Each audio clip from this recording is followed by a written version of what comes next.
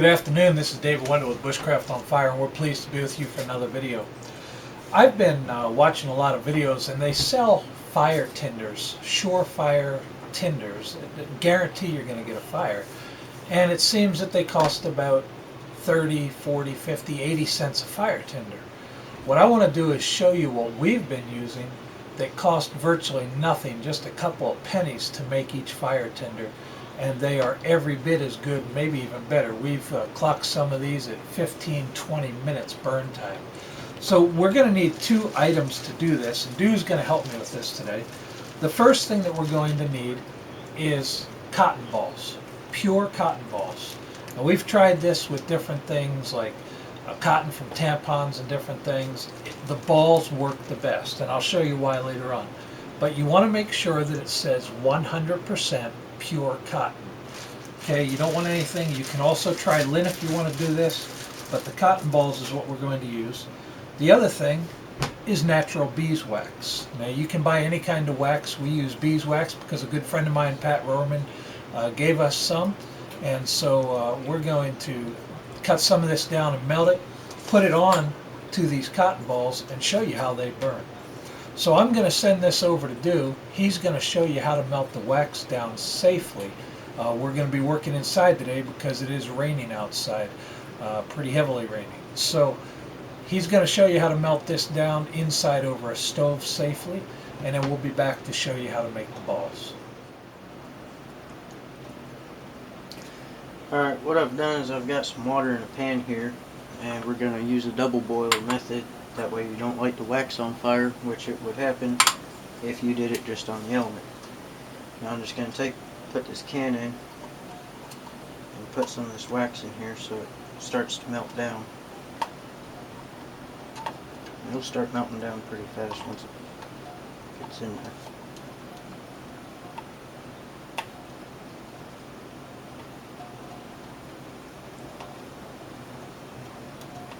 Can't let the can go in the water.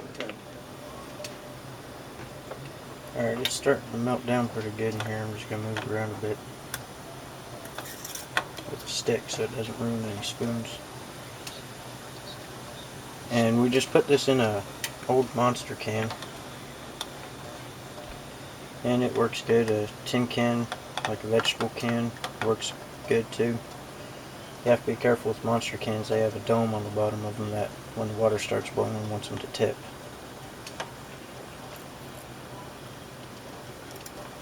And you need to make sure that there's no water in your wax.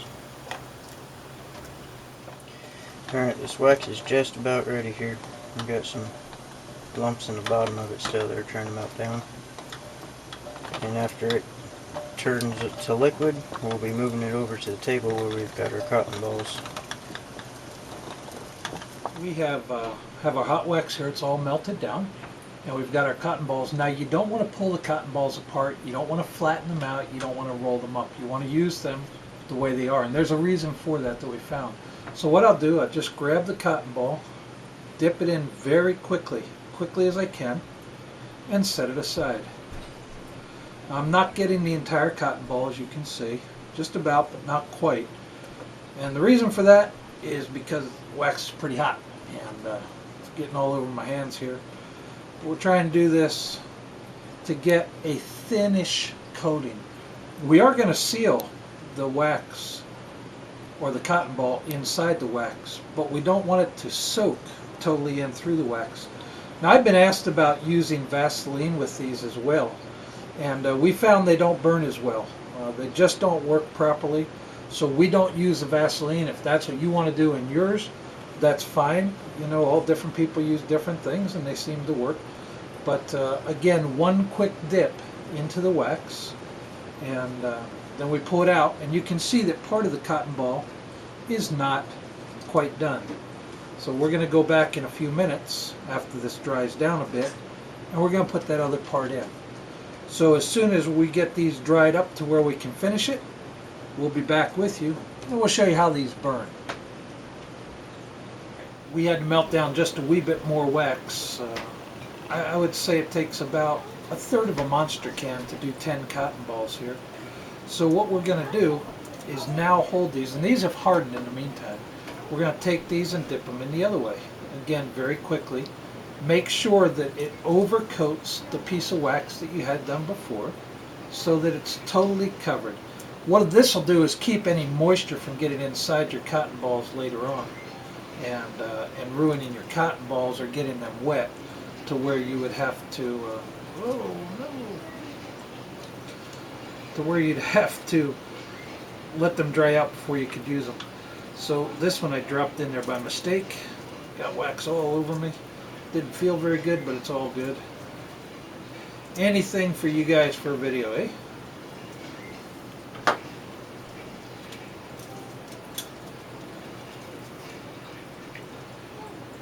Alright, so we get a little spoon here. It just helps it. You can see it just takes a very little dip. Now what's actually happening here is this wax is impregnating, I would say, about a third of the cotton ball all the way around it. And so there's still about between a third and 2/3 left on the inside that is uncoated. So what we want to do now is to let these dry. I don't know, we let these dry for about 6 or 8 hours, then they're totally cured. In the meantime, we're going to take you outside and we're going to show you how one of these things burns. Alright, now as you can see, this is all covered with wax. We could submerge this in water. I don't think I need to do that for you guys. I mean, wax is going to protect it. But what we'll do is we'll come back on the back side and just make a slice with our knife. And I'll pull this apart and you can see the cotton that's in there. Okay? That's why you want to dip that real quick. Even though it was submerged in water, that cotton is still going to be fresh because of the wax that was around it protecting it. So this will easily take a strike from a rod. I'm just going to take my fire rod, put on there, and now I'll light that up. And what I'm going to do is to turn on the stopwatch and we'll see how long this burns. So you can see right now we're at 1 second. Okay, we're at 1 second, and we're going to go back down to the cotton ball and watch as that burns, and we'll be back and give you the timing on that when it starts to burn out.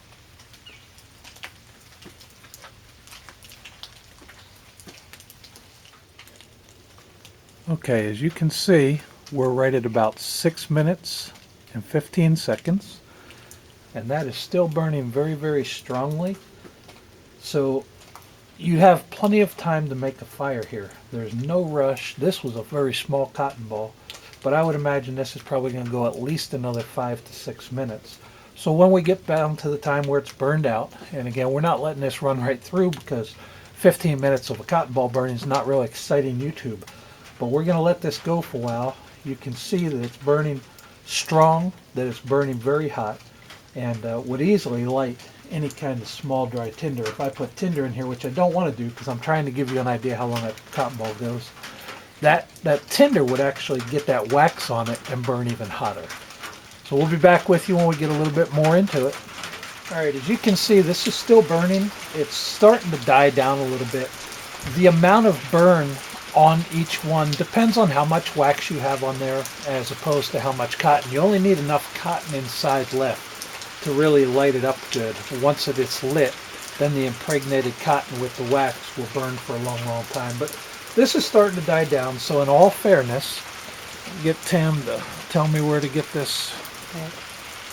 We're at just about 12 minutes, okay? And again, this is a little bit smaller one. So we'll go inside, show you how much these things weigh, how easy they are to pack out. And we're going to go call this one 12 minutes. Okay, and it's about to burn out.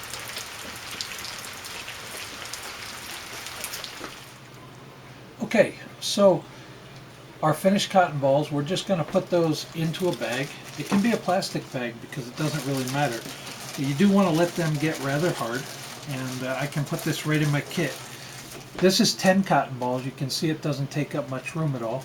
I'm going to put it right on the scale and see if we can get the weight of these. I guess the scale turned off on me. Let me turn that back on. And we're in pounds right now. So you get 10 of these for 3.3 ounces. Okay, that's going to give you 10 Sure Start fires. Now, as I mentioned earlier, or I think Du mentioned, a lot of people have said, why don't you put Vaseline in these? I don't like Vaseline on my cotton balls. I know a lot of people make cotton balls with Vaseline. I found that it's very, very messy, that it gets all over my gear, all over my clothes. So I much prefer this method. As I said, they're very small. No problem just ditching this somewhere in my pack, even if this gets soaking wet. I have 10 guaranteed fires. I could probably split these out into two cotton balls out there in the field, just cut them in half, and each one would still burn for 7 or 8 minutes, more than enough time, even in the wettest condition, to get a fire going. So we hope that this has been of help to you.